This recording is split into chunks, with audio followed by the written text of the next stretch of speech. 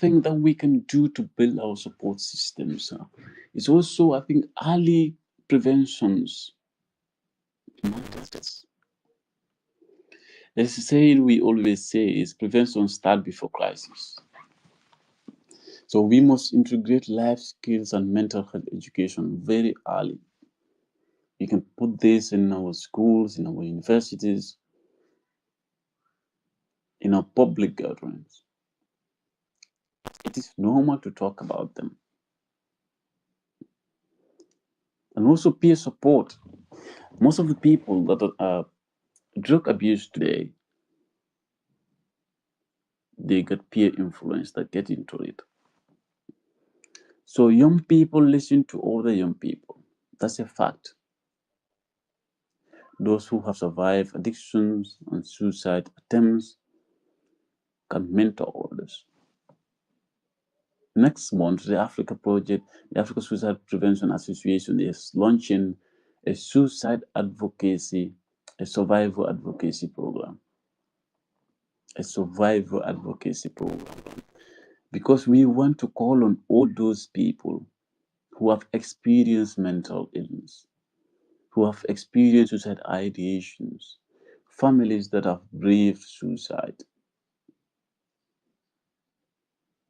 to make their voice amplified, to build their capacities, provide them with the knowledge and resources to be able to also advocate to save others in crisis.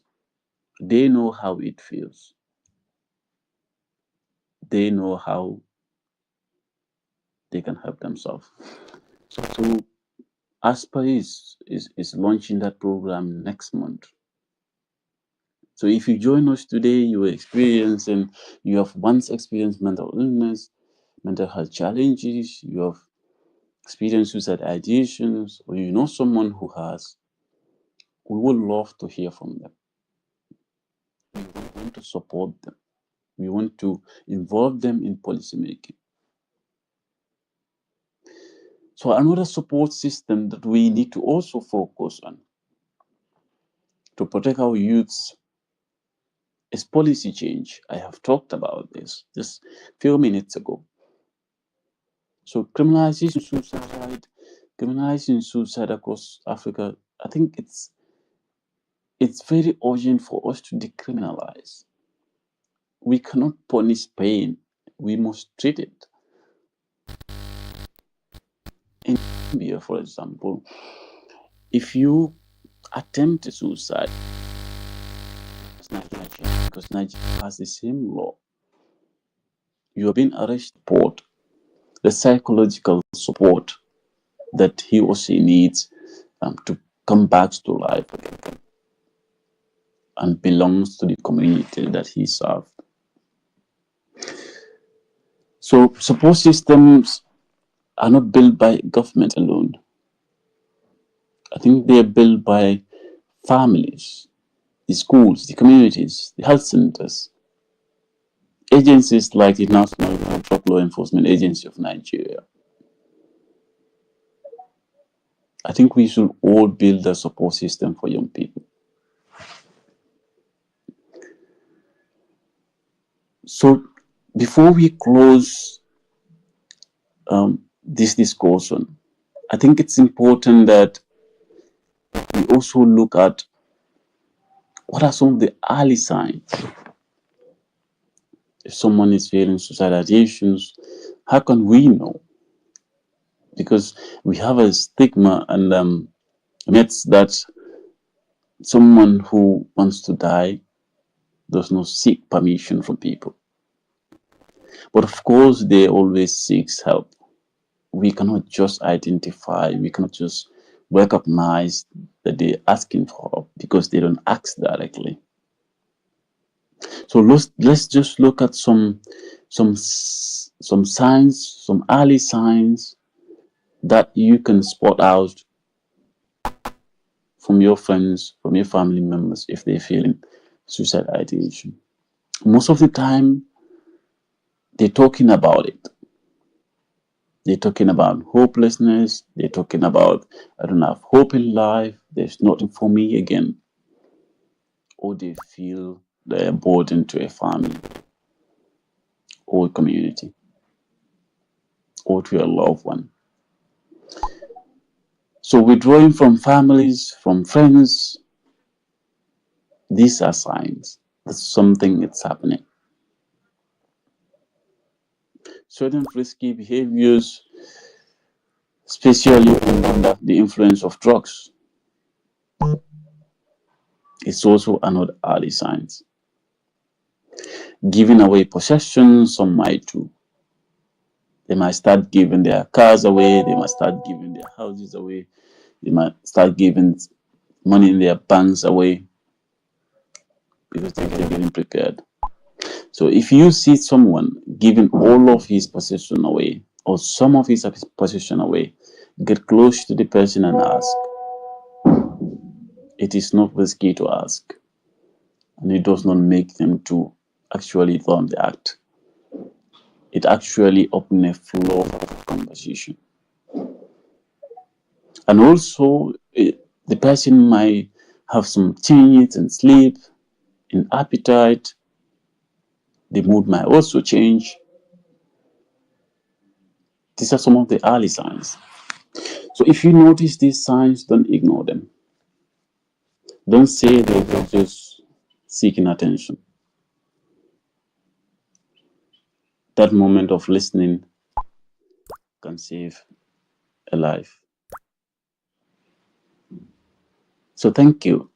Thank you for listening to me today. And I come to an end of this conversation, and possibly there might be questions or comments that we can interact. Thank you very much. All right, thank you very much, dear. That's for the sir has been speaking with us in the last 30 minutes thereabout. I appreciate that presentation. Soft spoken, but then cut deep. Thank you very much. We believe we have quite a number of people who are ready to contribute, interrogate, and ask questions. We will continue the conversation shortly. But first, let's recognize some of our compatriots on the platform joining us from across the globe. For the Sir himself, joins us from the Gambia. Thank you very much for that presentation. We have also on the platform. First of all, let's appreciate all of those joining us on our Facebook page as well as those joining us via our YouTube channel. We appreciate all of you. But here on X, let's quickly appreciate Dr. Kemi Oluloyo. Dr. Kemi Oluloyo is also another diaspora joining us from the other side of Africa. Thank you very much, Dr. Kemi. We also have Dr. James Komolafe. Dr. James Komolafe, I believe, joins us from Abuja here. Thank you very much, Dr. James. Also a regular and a partner in this whole effort. Pascal Ewebo, also a regular on this platform. Thank you very much. We also have Dr. Ama Umego. Dr. Ama Umego, thank you very much. I saw her hand up. We'll soon get to invite her to hear from her. Also, we have the world specialist. Thank you. Sheun Ayilara, Toye Aransho, thank you. Street Boss Politicking, thank you. Terry Ajagbawa, thank you. Please, if I did not call your name properly, just pardon me. It's one of those things. Okay, we also have Ajay Law for Victoria Ochechi, also another regular on this platform. Olamide, thank you. Mohammed Sarina, thank you. I can be Boss Wevia, DJ Abdul Malik Yahaya, thank you very much, Abdul Malik, quite some time. Larry Babe, Kenny Ario, that's Atomo Kende, thank you. Funsho Jimo, Soil Whisperer MG, drug abuse analysis says, thank you. Sodiq Allah, thank you. Haba Gaba, thank you. Olariwaju, JJ Salami, Michael Onabiyi, Ta Initiative Africa, Susan Adokwe, thank you. Janet Ehimika, thank you. Daramola Samuel, Wakawa Buba, that's ACGN, that's our commander in Apapa Lagos there, thank you. Vikings, Abdullahi Rabiu, thank you. I guess that's another of our commander. Bright Ibe, Dan Lores, Bashir Ibrahim is as a Deputy Director, Drug Demand Reduction with the agency. We also have our commander in Edo State, that's Michelle Foyeju, thank you. Abdul Michael Temidayo, thank you. Ben Awoks, thank you. Ariya Bironka is a journalist, thank you, Ronka.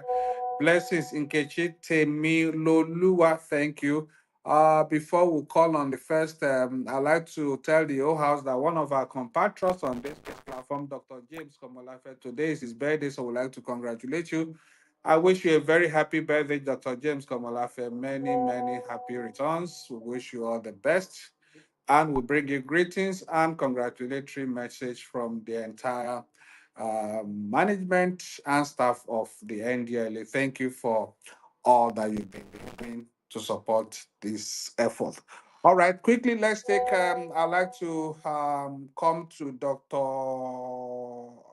Ama Umego. I saw her raising up her hands. Dr. Umego, please, let's have your questions or contribution. Okay, I saw you raise your hand if Dr. Umego is not ready. Then let's come to Dr. Kemi. Dr. Kemi, I hope you. Can you hear me? Can you hear me? Can you hear me? Yes, we can hear you. I think Freddie, Freddie, thank you so much for your presentation. I really enjoyed it. Are you a medical doctor? Okay, what's happening? Can you Okay, hear me? Dr. Kemi, can you hear? Yeah, I can hear him. But can he Okay, hear? please. No, I can hear you now. Please go ahead. I was asking Freddie, I said, is he a medical doctor?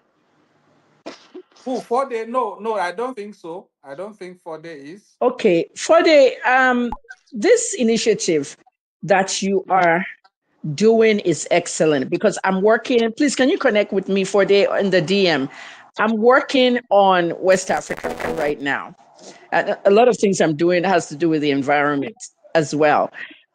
Your presentation was fantastic. I loved it. And the reason why I asked if you were a medical doctor was because psychiatrists, when they come on this show, they can pretty much explain things better than even me as a clinical pharmacist with regards to suicide and drug abuse.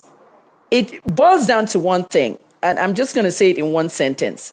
If a drug is not prescribed for you and it's a medicinal prescription drug for ailments and you abuse that drug like tramadol, codeine and other things, these drugs go to the other sides of the brain and the neurotransmitters become active and they go whack. I mean, the neurotransmitters just go crazy. Norepinephrine, dopamine, and people go nuts. I don't know, Fode, if you saw this story yesterday, if anybody saw this story yesterday, a very, very successful Ghana is one of the countries I'm working on. Ghana Loud. Ghana approved marijuana for medicinal uses, and we knew that this was not going to work. It's on the streets. It's been diverted for recreational, and now it's going to other countries as an export, illegal export. So Ghana is fighting the drug war right now. Sadly, the environmental minister and the defense minister both died in the helicopter crash 3 weeks ago, and they were fighting that specific cause. So I've been following that. And so what I want to say is please connect with me in the DM and pretty much what you're doing is very good because I want to link with people in Gambia with this suicide law. We have to get rid of it. There should be one person in that whole Nigeria that can go to the National Assembly and repeal that law. We cannot lock people up if they are suicidal. Okay, I have dealt with PTSD myself. And the suicidal ideation is something that's even worse than the suicide itself. When you start thinking of killing yourself, not feeling good, worthless, we are all human. We shouldn't have these laws because even if you call it pre-colonial laws, where's the British? Do they lock people up for that? No, no, they don't. So we have to change the laws. I want to learn more about Gambia. Gambia is an Islamic country, and I also want to respect that and also learn more. So please connect with me. And finally, Dr. Kamalafe, happy birthday. And sorry, I just saw your message in my DM. Dr. Kamalafe left me two messages actually in my DM, but I don't use Twitter anymore because I retired from journalism. So I kind of like didn't renew. So I'm not verified anymore, that nonsense. But at the end of the day, when you take this verification only, you don't see certain DMs. I just saw his DM as soon as my subscription ended on the 19th. So, Dr. Kamalafe, I'm going to connect with you. I see two messages, one written, one DM, and happy birthday to you. Mr. Babafemi, that's all I have to say. I want to connect with the Gambians. All right. Thank you very much. Fode, you want to speak to that? We should pass. Yes, thank you very much, Dr. Kemi, for putting that across. Of course, I do saw the news yesterday. Um, and of course, the law in Nigeria, we're doing efforts. We've got a team in Nigeria, the Lifeline International Africa Lead Coordinator, Dr. Sheikh Latif is there in Nigeria. We already have foundation. It's also working with us and the Lifeline International team in Nigeria. They're working with us to see that these laws are changed in Nigeria. And the good news is the bill is already at the parliament. Mhm. It was introduced as a private member bill in the parliament of Nigeria. Wow. And then the first reading is done already. We are now waiting for the second reading and the voting to change the law in Nigeria. Yeah. So it's a good news for Nigeria. In Gambia, the good news is also the draft bill is also at the parliament, submitted by myself at the parliament.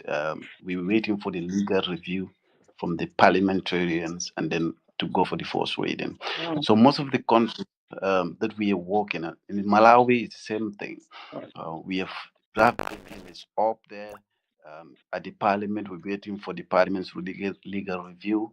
From there, they will then go for the first reading. So efforts have been made by a lot of people across the African continent, and our international stakeholders are also very concerned about these laws. Yeah. So, of course, the British are no more here. It's us that needs to change the laws that we have that are affecting our people. Yeah. We cannot, we must not punish the people that attempted suicide. Yeah. We must offer help. We must offer that care, that compassion, the Yeah. human value that we have.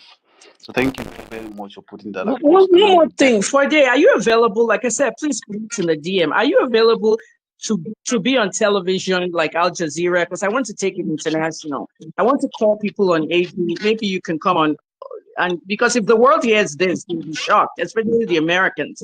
You know what I mean? Will you be available? yes, of course, Yeah. happily, I happily want to want give to it put the message international media across. attention. Yeah. Okay. Thank you so much. Please connect to me on the DM. All right. Thank you very much, there, Dr. Kemi and Fode, for that conversation there. I guess we provided the link there for both of you to continue to take it up from there. All right. Let's take. Okay. I called Dr. James Komolafe. Dr. James Komolafe, are you ready now? Please go ahead. Yes, yes, I'm ready. Good afternoon, everyone. Good morning, good evening, depending on where you are hearing from. Thank you, Mr. Fode. My own friend and sister, Dr. Kemi, thank you so very much for the thoughtfulness there. I think you'll get back to me later on that. Yes, I like the passion of Mr. Fode and the enthusiasm, and I must commend you for the great work you are doing from the Gambia right to the other part of Africa. I just want to thank. I took my time to listen to you very carefully, and I have a few questions because, just like you did say, depression and drug episodes have been so huge in determining the violation gap and vulnerabilities of suicide. from ideation to execution on a classified note where people just decide to take their own lives. Yes, the journey of 1,000 miles begins with a step. The people say when you are in violation, well, it begins with a wrong direction. When you are in definition, a great direction, of course. We know that suicide from ideation to execution, classified note, has three elements involved in it, for which I want you to be able to trace why I'm going to ask the question I'm asking. Community support, great, excellent. But before the community, I want to ask you, sir, these three elements involved in suicide, two are known and one generally unknown. What's the first element? The world within. No matter what led to suicide, from ideation to execution, with their different and divergent comorbidities, whether discovered or not, the world within an individual who is on the pathway to suicide is known to him or her, which is confused, convoluted, hopeless, helpless, worthless, and all the less we have.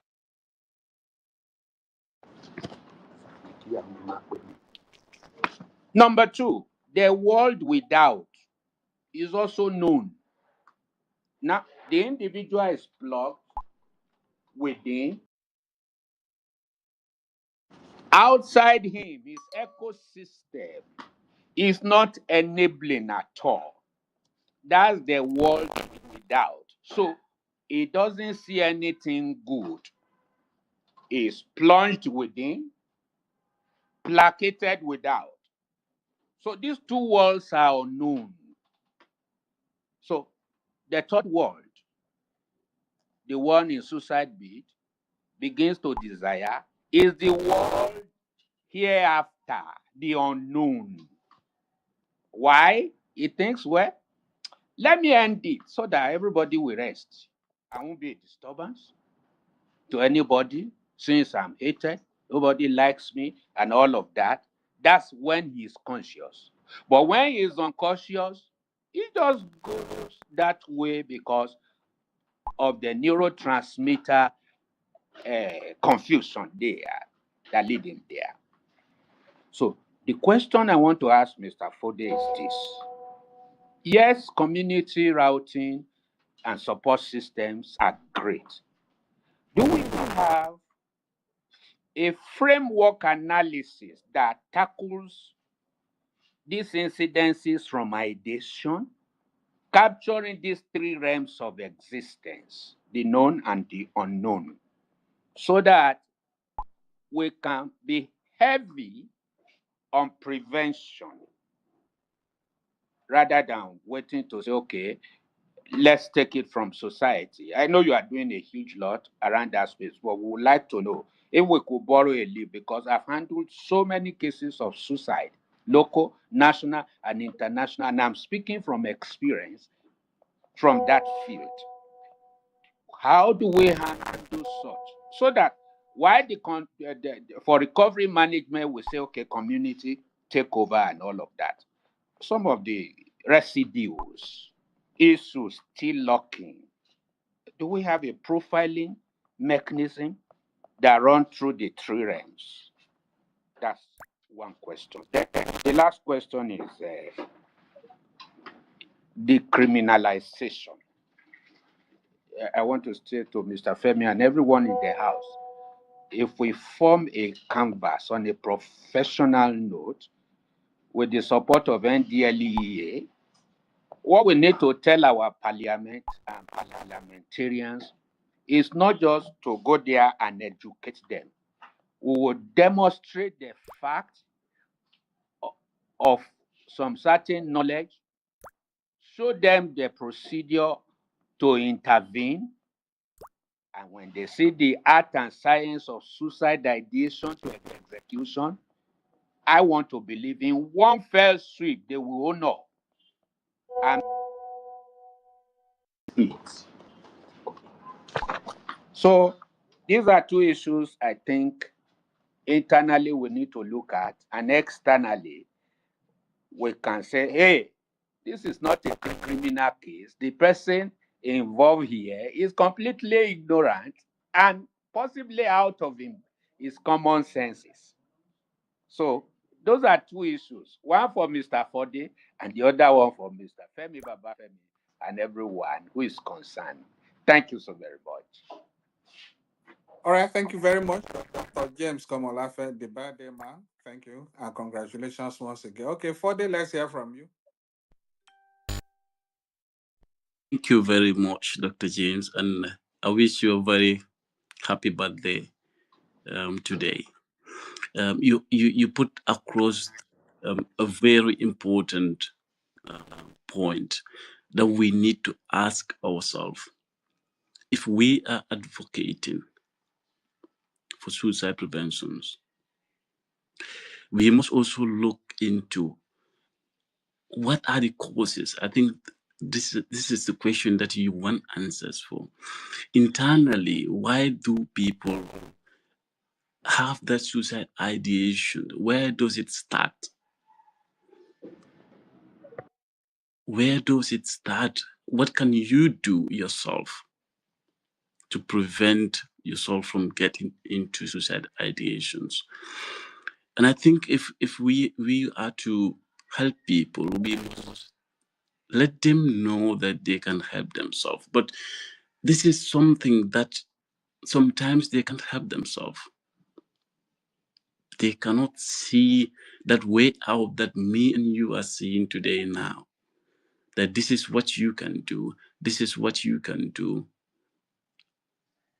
They are going through something that they don't understand themselves. So we must, I think the simple answer is families, the close friends of people. I think the circle that you have as an individual is the most important thing to your emotions, to the things that you do. So the people around you, the social environment that is around you, it is something that you need to be cautious about. And there are some of the factors that really contribute to people getting into despair, distress, anxiety, depression. Most of these things are social factors. Let's say poverty. This is not something you can control yourself. Most of the families in Africa are from poor backgrounds. So this is not something you as an individual can control within yourself. Economic issues. At a young age, as a young person, these are not things that you can control. You must struggle, but how do you deal with that struggle? That's the question that we need to ask. With all of these factors surrounding me, poverty, unemployment, getting into depression, what can I do as an individual inside myself? And this answered your questions really. I always tell people I normally have a lot of cases, either in Gambia, across Africa, or across the world. People do message me every time. What can I do? This is what I am going through. What can I do? And the the answers that I give is, this is yourself. You know yourself better than I do. You know what you are going through. Tell me what you are going through. And I don't judge. The simple thing that you can do is just listen. Sometimes they don't need much. What they need is an ear to listen to them.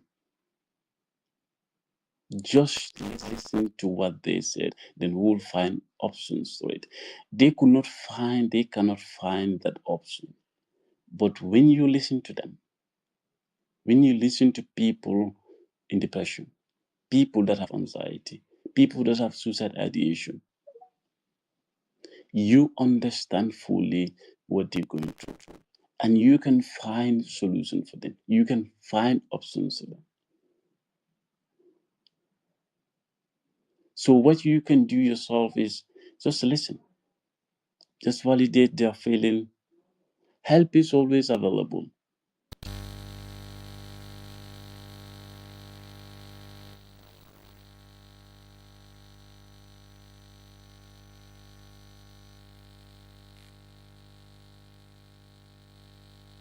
Yeah, have been going on. The process have been going on for long now, and then we've gone so far.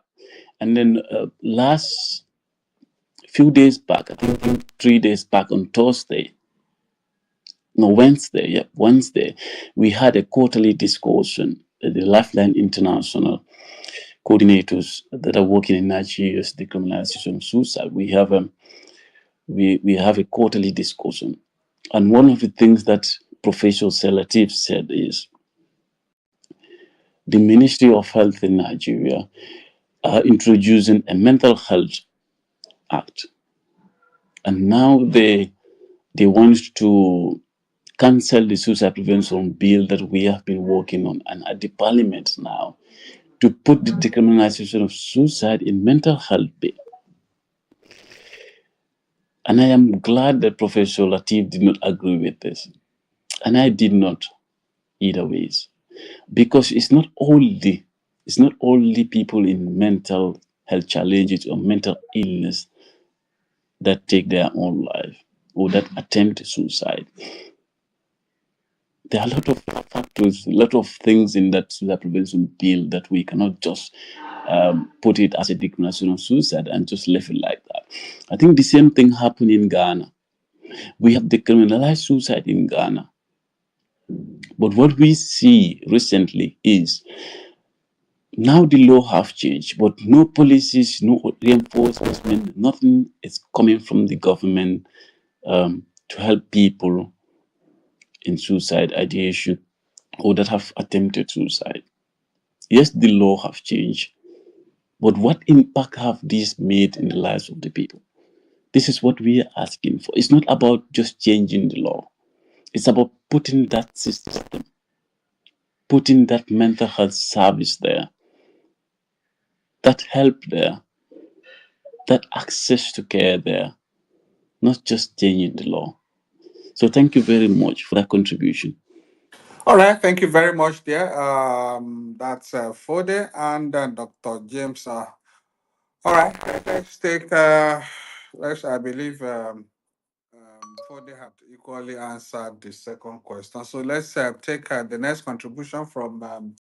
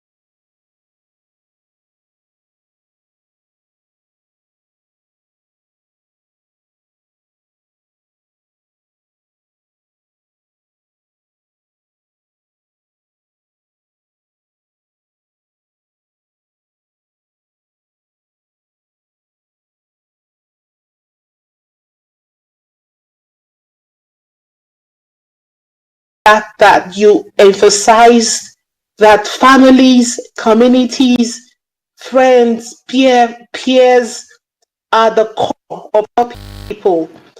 The ecological factors are just numerous. The ecological factors are just there. It's glaring in our face, and I don't even see it. As much as I'm a very optimistic person, I'm also a Christian that believes that there's nothing God cannot do. But sometimes my faith shakes, and everything I know kinds of departs in my head when I see situations going on. And you've talked about it. You hit the nail on the head. People are going through a lot. Even people you see that are rich, are comfortable. I can assure you, could you help me shut my door? Thank you. I can assure you that a lot of them are going through things that they are even scared of sharing with people that's making them. On this call, we are about, let me say, we are about 40, if not more than 40 people on this call.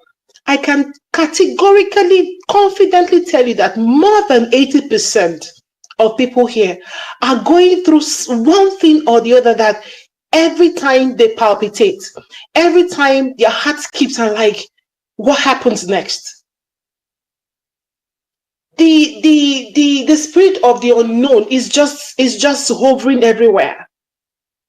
So thank you. Like Dr. Kemi said, if there is a way you can be more visible, Dr. Babafemi, I know that there is this program on YouTube by NDLA.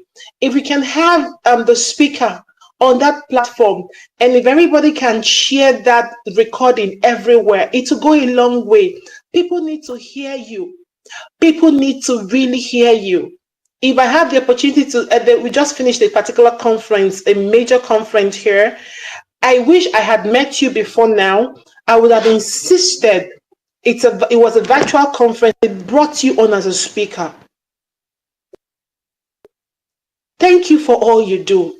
And I also want to echo something. Nigeria and Africa, we are so good in coming up with policies and strategies. But implementation and funding implementation is always a problem. So Nigerians are always quick, especially the airlines amongst us, the very rare, the professionals. Let's come up with strategies. Let's come up with policies. But in all of this, how many of those policies are being implemented down to the community level? I have a lot to say, but Yoruba will say, "Emi o shojoro."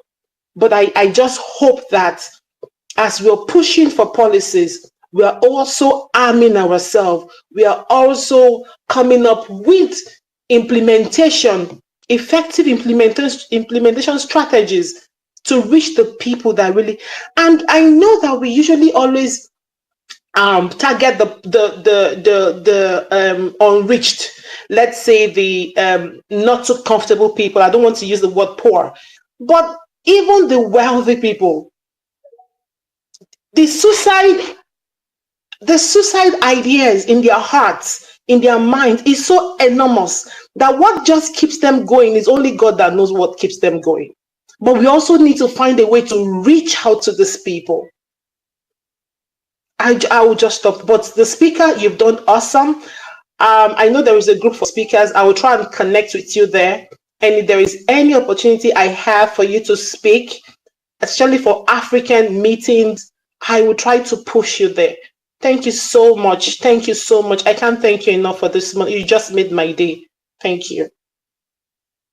All right, thank you very much there, Dr. Loretta Ekanem. Okay, Fode, would you want to speak to that quickly?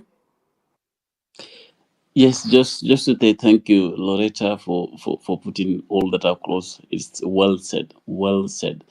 I think we all need to put our voices on these issues that are affecting our own people or ourselves. So I'm really happy. I will be happy to connect to speak anywhere. I really have a lot of things that I am doing, that I am really doing on suicide preventions and mental health advocacy. And then when we formed the Africa Suicide Prevention Association in January 2025, there's one thing, there's just one vision I have in mind when forming it. It was just to say, let me bring together all the stakeholders on suicide prevention across Africa, all of them together. Let's talk about it. Collectively, we can make an impact. We can change policies. You have mentioned that we have that policies. I think Africa has the best policies across the world. But the problem is the implementation. Policies are there, but they are not impactful. The people that put that policy there, um, the people that we elect to put that policies there, the policies are not making any impact in our lives. I've given an example of Ghana. We've changed the policy. We have put a lot of efforts, a lot of advocacy efforts to change the law that criminalizes suicide in Ghana.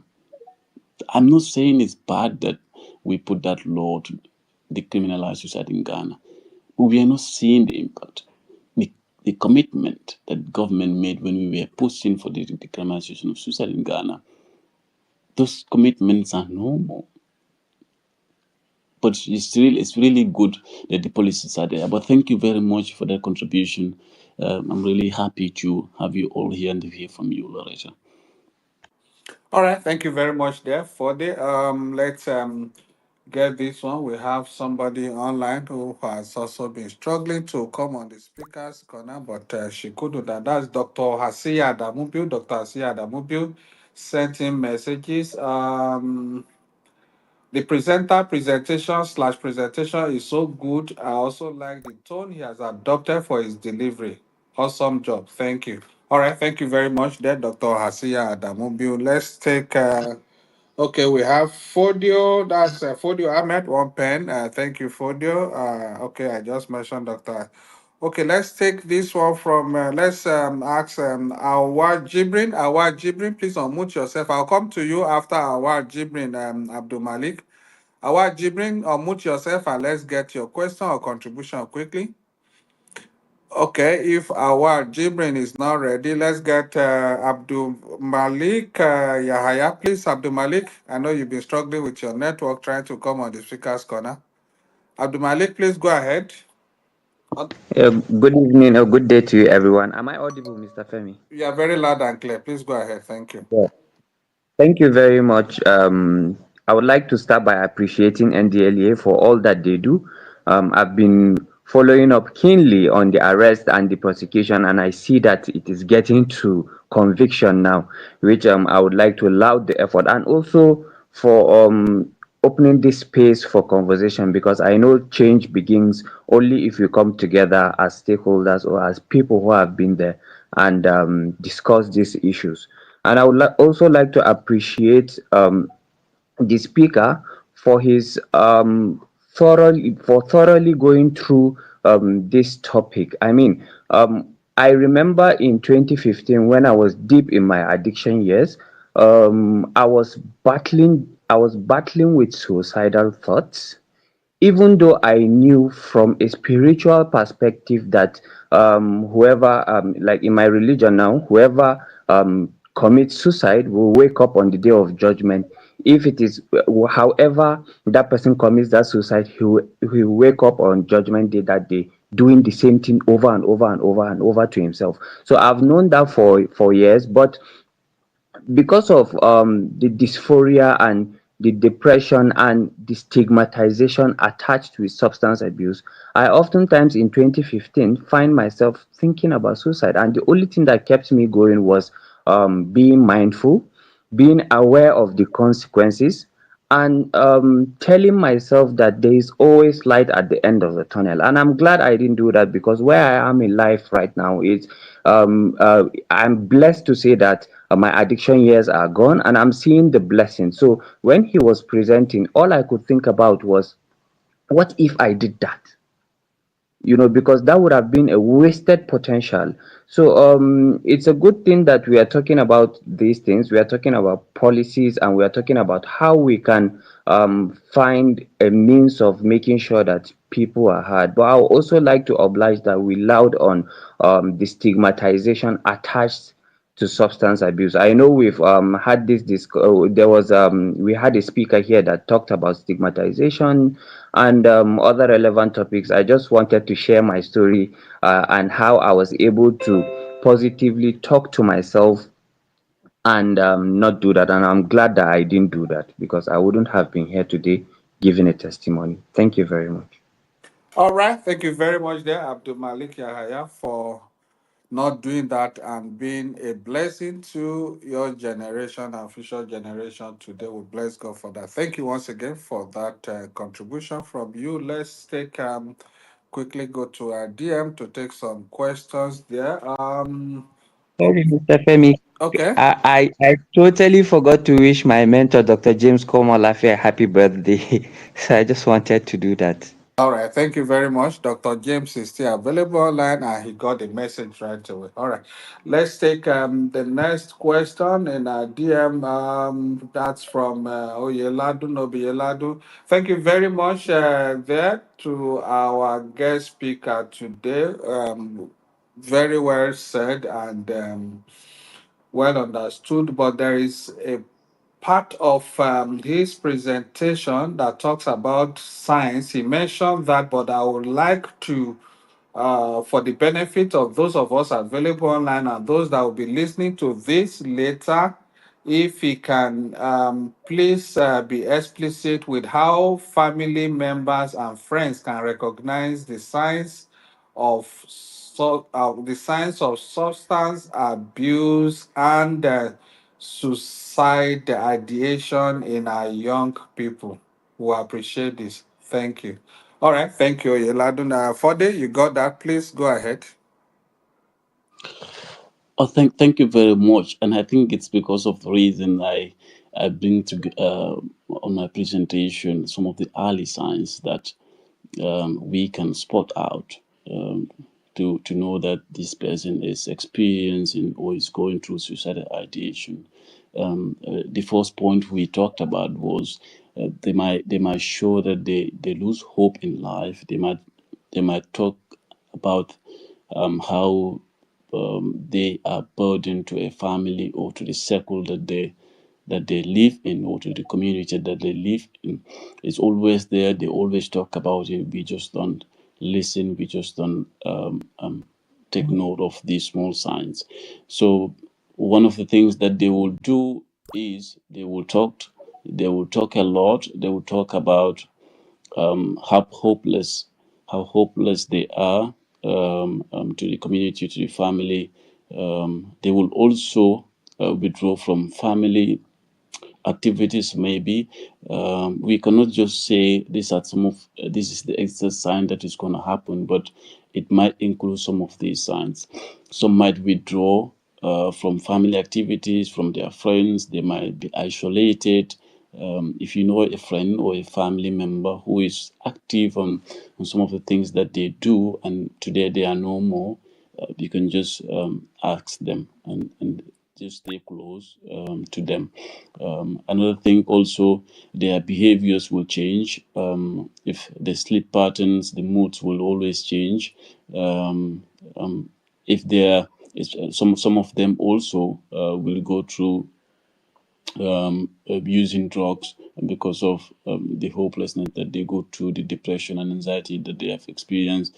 They might also start taking drugs and all of that. And we have also mentioned that in some cases, some might start giving their possessions away, especially for the rich people. They might start giving their houses, their cars, some of the valuable possession that they have away to the people they're getting ready to attempt. So if you're seeing that, just stay close, and then ask the questions. So you can always ask them why they're doing such. Some might try to hide it, but always they will give you answers.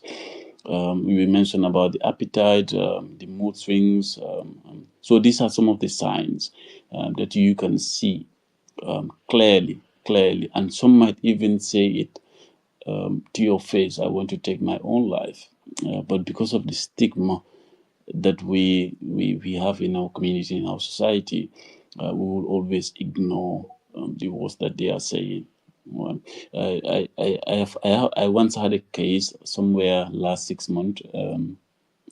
A hospital in the Gambia called me and said, "Well, we have a case here," and then the patient here, his brother took her own life last year, and now he's experiencing the same things, and then we don't even know what to do. We don't know the medication that he is taking, and then the simple answer I gave was, did he have friends? Did the family members know what he is going through? He said he doesn't talk to his family members. He thinks his family members did not understand what he is going through, so they never listen. I said to the nurse, just sit down with him, listen to him. That's all you need to do. And then the nurse did exactly that. And then the man actually speak up and tell the nurse whatever he was going through, and they were able to identify the medication that he is taking, and then finally he was treated, and then he got help. So we just have to listen. We just have to monitor closely to the circle, to the people we are living with. And the moods are swinging. It's changing day by day, but we must just watch out, and listen to what they are saying to you. So thank you very much.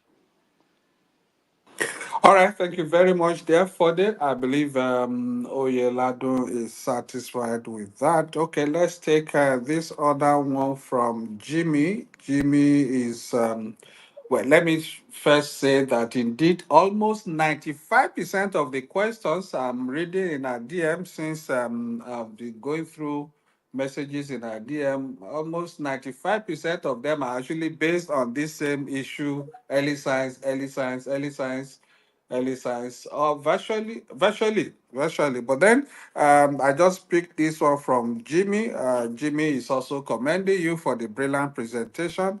And he's asking, what do you think faith, no, okay, what do you think faith or religious obligation has a role to play in both substance abuse and suicidal ideation prevention and resolution? Like uh, someone earlier said, I believe Abdul Malik. All right, thank you very much, Jimmy. I believe Fode got that.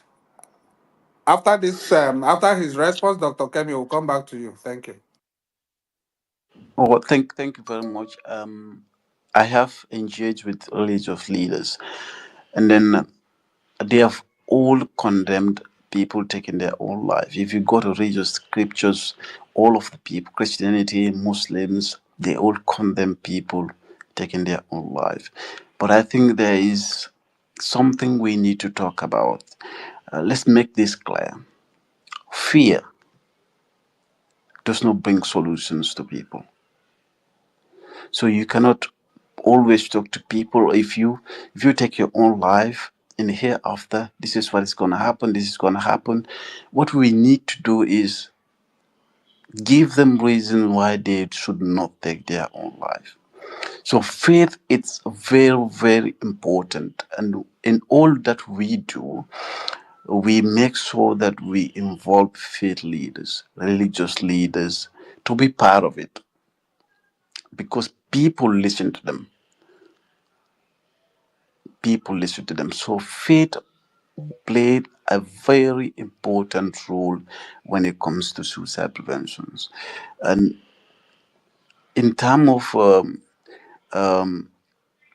rehabilitation, and for drug abuse and all of that, I once talked to a faith leader, and he said to me, for those people that have stopped taking drugs or that are still taking drugs, I just want you to put this message across.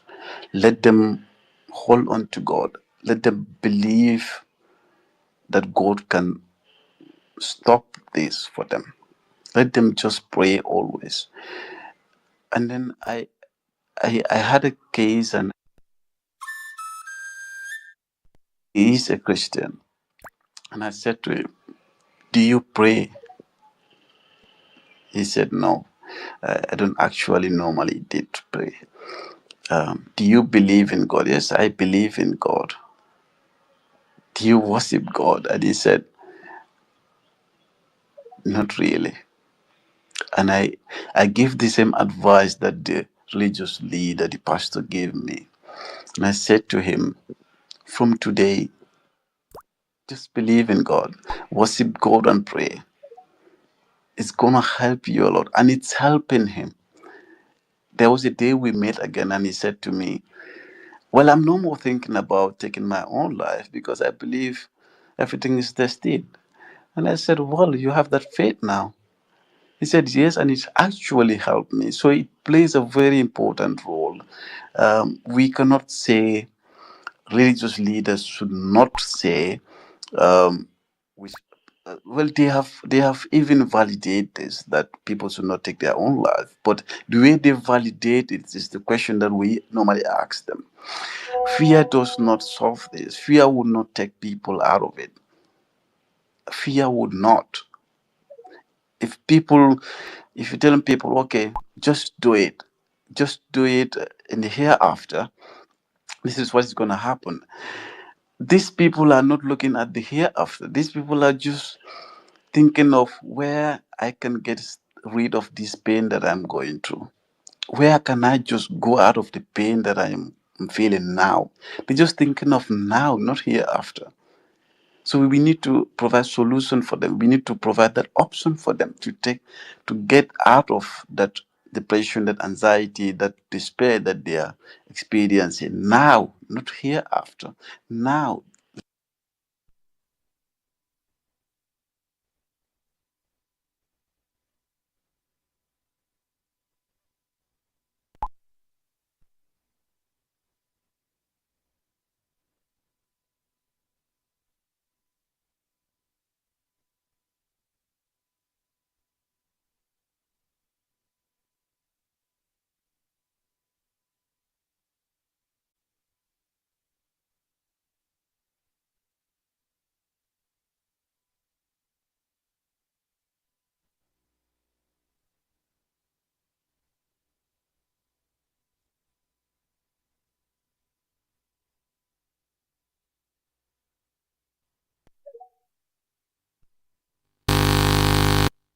we want to hear.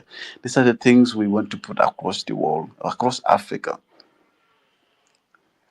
We want to people that have experienced this firsthand to tell others, this is what I feel, and this is how I overcome this pain, unbearable pain that I have been going through.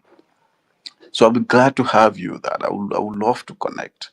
So to answer that question, faith played a very important role. We should just have to know how we put that message across from faith leaders. So thank you. All right, thank you very much once again for the there. Let's I guess Dr. Kemi wanted to make a contribution there. If you are still available, Yeah, please I go ahead. really want to do it very quick, very, very quick. It's kind of like unrelated, but it's very related. There's a conversation going on social media right now, Mr. Babafemi, and it's a very dangerous one. It's between crack cocaine and crystal methamphetamine.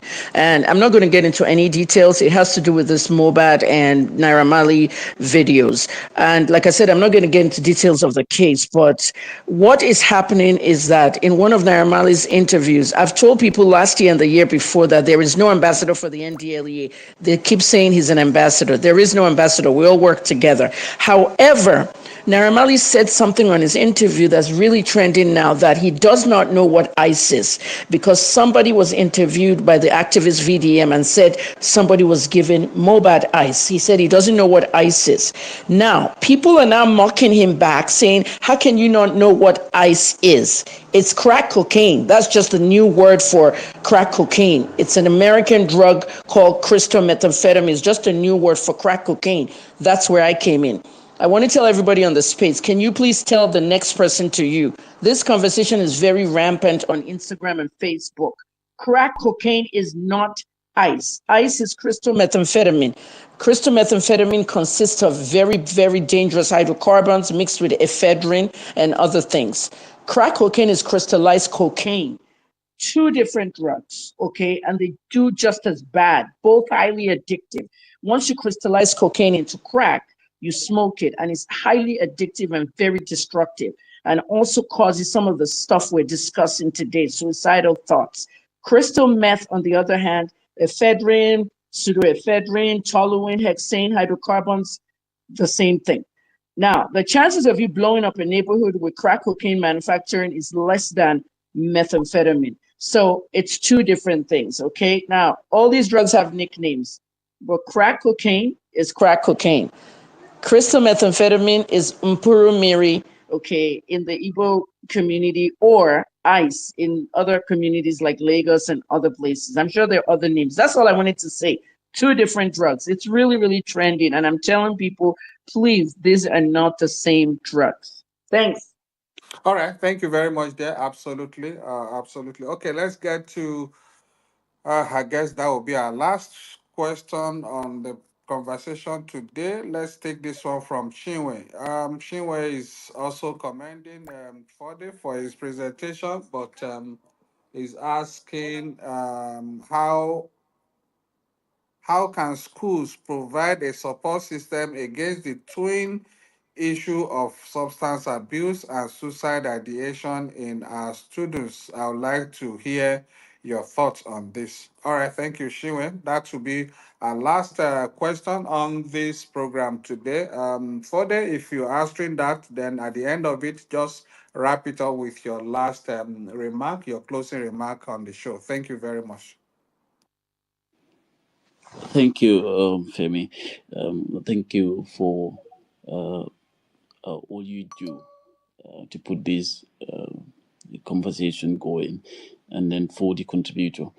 Schools will play a very, very important role, as I said already here, when how we can build support system for people experiencing suicide ideation or drug abuse.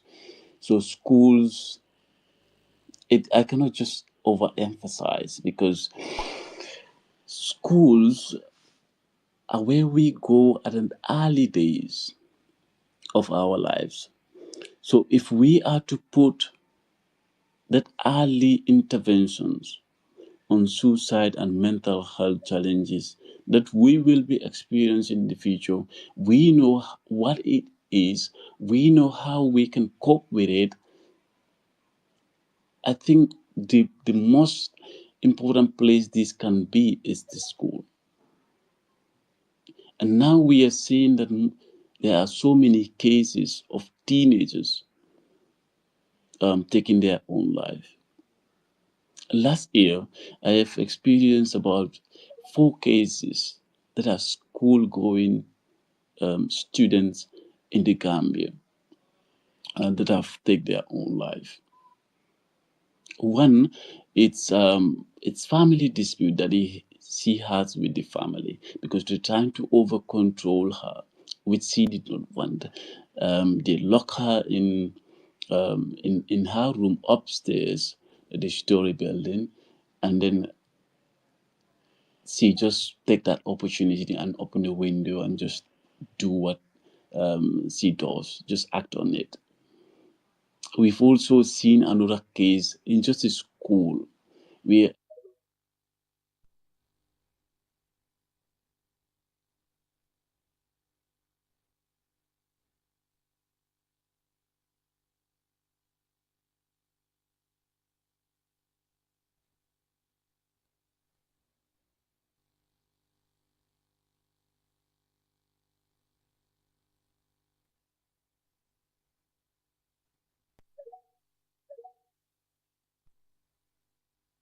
and that helps eventually take our own life. So school plays an important role in creating that awareness, in putting that message across. We must integrate that policy that we make on top of there to have real impact in our schools. When we said suicide, let's decriminalize suicide. Those are policies, those are laws that we change. But who is going to implement this policy for us? The school will have a role to play in making sure that this policy that we made, these laws that we have changed, make impact in the real life of the people and the students. So the school definitely played an important role. We must encourage. But one of the things we must also do is to build the capacity of teachers. We must educate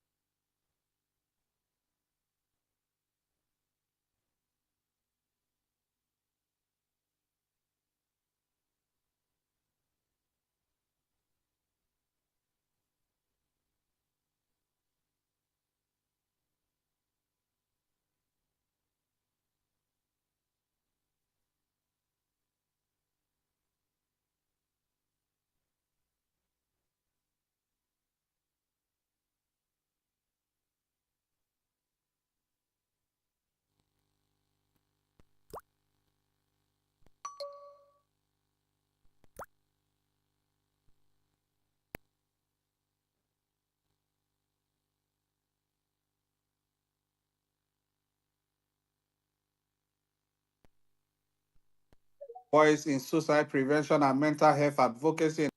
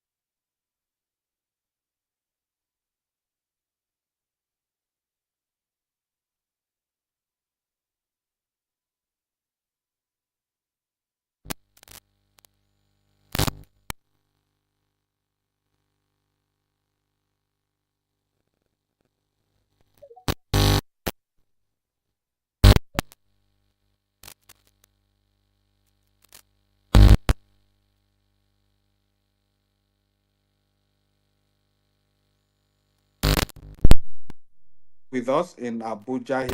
Very much, Dr. James Komolafe, for your consistency and your support and doggedness on these issues.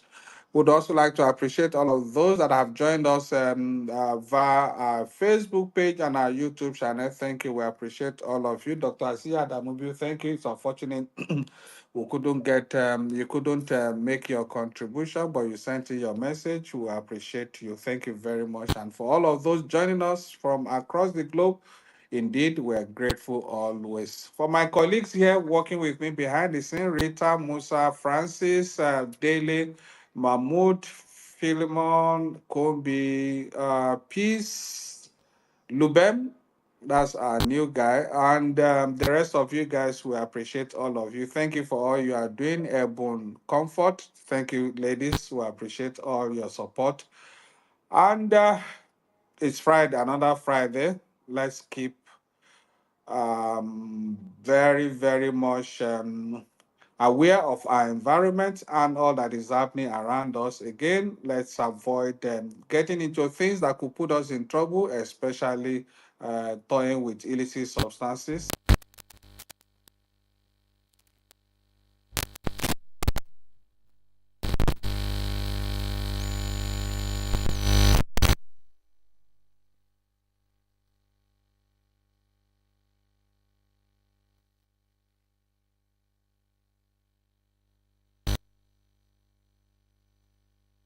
If you want to enjoy your life, say no to.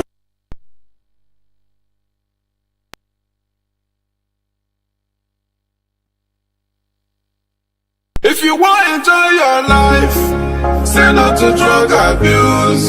If you want a better future, say no to drug abuse. If you want a very good health, say no to drug abuse. And to raise your own children, say no to drugs. I say drug abuse, oh no, drug abuse, drug abuse, drug abuse. You're not that good for you, you're not that good for your health. Shine your eyes, shine them well, shine your eyes, make it shine your eyes. My brother, it's easy to take your and say no to drug abuse. The evidence is clear. Invest in prevention. Let us break the circle of crime. If you want to enjoy your life, say no to drug abuse.